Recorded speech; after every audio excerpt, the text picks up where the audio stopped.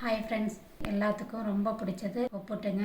இடத்துல எல்லாம் அதுக்கு பேர் போலின்னு சொல்லுவாங்க. ஆனால் எங்கள் ஊர் சைட்லாம் அதுக்கு பேர் ஒப்புட்டுன்னு சொல்லுவாங்க. அந்த ஒப்புட்டு எப்படி செய்யலாம் அப்படின்றத பார்க்க போகிறோம். அதுவும் பாட்டி காலத்துலலாம் செய்வாங்க பார்த்தீங்களா, அதே மெத்தடில் தான் நம்ம செய்ய போகிறோம். அதை எப்படி செய்யலாம்னு பார்த்துக்கலாமா? இதுக்கு நான் 1 கப் அளவுக்கு நான் மைதா மாவு எடுத்திருக்கேன். உங்களுக்கு எந்த அளவுக்கு வேணுமோ நீங்கள் எடுத்துக்கலாம். கொஞ்சமாக உப்பு சேர்த்துக்கலாம். மஞ்சள் பொடி ஒரு 1/4 டீஸ்பூன் அளவுக்கு சேர்த்துக்கலாம்.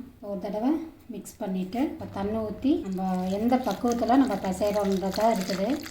மாவு பார்த்திங்கன்னா இந்த பக்குவத்தில் தாங்க இருக்கணும். மாவு போட்ட பாருங்கள், அப்படியே கொலன்னு வருது பார்த்தீங்களா, ஒட்டிட்டு வருது பார்த்தீங்களா, இது தாங்க பக்குவம். அதாவது நிறைய பேர் சப்பாத்தி மாவு மாதிரி பிசைஞ்சிடறாங்க. அந்த மாதிரி செய்ய வேணாம். அந்த மாதிரி செய்யும்போது நமக்கு ஹார்டாக கிடைச்சிரும். ஸோ இந்த பக்குவத்தில் தான் நம்ம பிசையணும். இதுக்கு கொஞ்சமாக நம்ம எண்ணெய் சேர்த்துக்கலாம். எண்ணெய் சேர்த்துனா மாவு ஒட்டாமல் கையில் வரும். 1 ஸ்பூன் அளவுக்கு எண்ணெய் சேர்த்துக்கலாம். இந்த மாவு நல்லா ஊறணுங்க. இப்போ மாவு ஊறி வரட்டும். அப்போ தான் புட்டு செய்கிறதுக்கு ஈஸியாக இருக்கும். ஒரு 1 மணி நேரம் கூட ஊறட்டுங்க, ஒன்றும் தப்பு இல்லை. ஸோ அப்படியே மூடி வச்சிடலாம். கடலைப்பருப்பு 1/4 கிலோ அளவுக்கு எடுத்திருக்கேன். கடாயில் தான் போட்டு வேக வைக்க போகிறேன். நிறைய பேர் குக்கரில் போட்டுருவீங்க. குக்கரில் போட்டிங்கன்னா குழஞ்சி நீங்கள் அரைச்சி வரும்போது பேஸ்ட் மாதிரி ஆயிரும். ஸோ அந்த மாதிரி பண்ணாதீங்க, அந்த டேஸ்ட் மாறிடும். 1 சொம்பு அளவுக்கு தண்ணி ஊற்றிக்க போகிறேன்.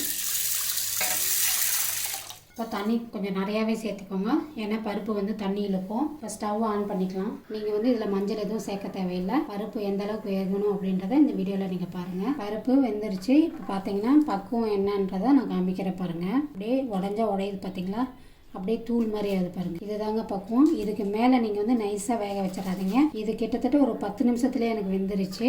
இப்போ ஒரு ஸ்டெய்னரில் நம்ம மடிச்சிடலாம். இந்த பருப்பு நல்லா ஆற வச்சுட்டு நல்லா ட்ரை பண்ணி எடுத்துக்கோங்க. தண்ணி ஒரு பொட்டு கூட இருக்கக்கூடாது. அப்போ நம்ம அரைச்சி வரும்போது பேஸ்ட்டாக வராது, நல்லா பவுடர் மாதிரி வரும். பாருங்கள், இந்த பருப்பெல்லாம் நல்லா தண்ணி நல்லா வடிஞ்சு நல்லா ட்ரையாக இருக்குது. இப்போ இந்த டைமில் தான் நம்ம மிக்சியில் போட்டு எடுக்க போகிறோம். இதை பல்ஸில் போட்டு தான் நீங்கள் எடுக்கணும். நீங்கள் ரொம்பவே அரைச்சிட வேணாம். விட்டு நீங்கள் அரைக்கும் போது நல்லா அந்த உதிரியாக பவுடர் மாதிரி நமக்கு கிடைக்கும். பாருங்கள், நம்ம அரைச்சி எடுத்துகிட்டு வந்தாச்சு. பல்ஸ் மோடில் போட்டு நல்லா பவுடர் போல் இந்த பக்குவத்தில் அரைச்சி எடுத்துக்கணும். அடுத்ததாக ஸ்டவ் ஆன் பண்ணி நான் கடாயை வச்சுருக்கேன். 1/4 டீஸ்பூன் அளவுக்கு மட்டும் நெய் சேர்த்துக்கலாம். இப்போ தேங்காய் இந்த கப்பில் 1 கப் அளவுக்கு வச்சுருக்கேன். அதுவும் இது கூடவே சேர்த்துக்கலாம். தேங்காயில் தண்ணி இருக்கும் பார்த்தீங்களா, அந்த தண்ணி கொஞ்சமாக வற்றி வரட்டும். இப்போ தேங்காயில் தண்ணி நல்லா கொஞ்சம் வற்றி வந்துருச்சு. இந்த டைமில் வெல்லம் பார்த்தீங்கன்னா இது போல் துருகி வச்சுருக்கேன். இது பாகு வெல்லம் தான். நமக்கு இப்போ ஸ்வீட்னஸ் எந்த அளவுக்கு வேணுமோ அந்த அளவுக்கு மட்டும் தான் நம்ம சேர்த்துக்க போகிறோம். பாகு வெல்லன்றதுனால பார்த்தீங்கன்னா நல்லா கரைஞ்சி போயிடும். இப்போ இந்த அளவுக்கு சேர்த்தாச்சு. நம்ம வேணும்னா நம்ம இன்னும் கொஞ்சம் கூட சேர்த்துக்கலாம். தேங்காயோட வெல்லம் நல்லா கரைஞ்சி வந்துருச்சு. இந்த டைமில் ஏலக்காய் தூள் அந்த ஃப்ளேவருக்காக சேர்த்துக்கிறேன். இந்த தேங்காய் சேர்க்கும் போது அந்த டேஸ்ட் ரொம்ப நல்லாயிருக்கும். நான் ஸ்டவ்வை அணைச்சிட்டேன். இந்த டைமில் தான் நம்ம அரைச்சி வச்சேன் இந்த பருப்பை சேர்த்துக்க போகிறோம். ஸ்டவ்வை ஆஃப் பண்ணி தான் வச்சுருக்கேன். இப்போ நீங்கள் நல்லா கலந்துக்கோங்க. ரொம்ப லிக்விடாக இருந்த மாதிரி இருந்துச்சுன்னா மட்டும் நம்ம ஸ்டவ் ஆன் பண்ணி கொஞ்சம் நேரத்துக்கு அப்படியே நம்ம கலந்தோன்னா நமக்கு கைக்கு உருண்டை பிடிக்கிற பதத்துக்கு வந்துடும். அவ்வளோதாங்க, நமக்கு பூர்ணம் ரெடி ஆயிடுச்சு. உப்புட்டு செய்கிறது தான் நம்ம பார்க்க போகிறோம். இப்போ உருண்டை பிடிச்சி எடுத்துக்கலாம்.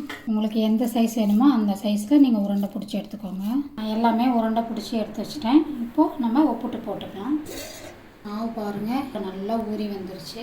கொஞ்சமாக ஃபஸ்ட்டு கையில் ஆயில் தடவிக்கலாம். அப்போ தான் நமக்கு ஒட்டாமல் வரும். இது போல் பார்த்தீங்கன்னா பாலித்தீன் ஷீட் மாதிரி இருந்தாலும் சரி, இல்லை நீங்கள் வாழை இலை வச்சுருந்தாலும் சரி, இதில் தட்டி எடுத்துக்கோங்க. இப்போ நம்ம கொஞ்சமாக இதுலேயே ஆயில் தடவிக்கலாம். உருண்டை இப்படி வச்சுட்டு அப்படியே மடிச்சிடலாம். எக்ஸஸாக இருக்கிற அந்த மாவை நம்ம அப்படியே எடுத்துக்கலாம். இது போல் எல்லாமே நம்ம ரெடி பண்ணி எடுத்து வச்சுக்கலாம். இப்போ எல்லாமே தட்டி வச்சாச்சு. தவாவில் போட்டு எடுத்துக்கலாம். தவா ஹீட் ஆகிடுச்சு. கொஞ்சமாக தவாவில் எண்ணெய் சேர்த்துக்கலாம். தவாவில் 4 போகிறதா இருந்தாலும் சரி, 5 போகிற மாதிரி இருந்தாலும் சரி போட்டு எடுத்துக்கோங்க. இப்போ அப்படியே திருப்பி போட்டுக்கலாம். டெம்டிங்காக இருக்குது பாருங்கள்.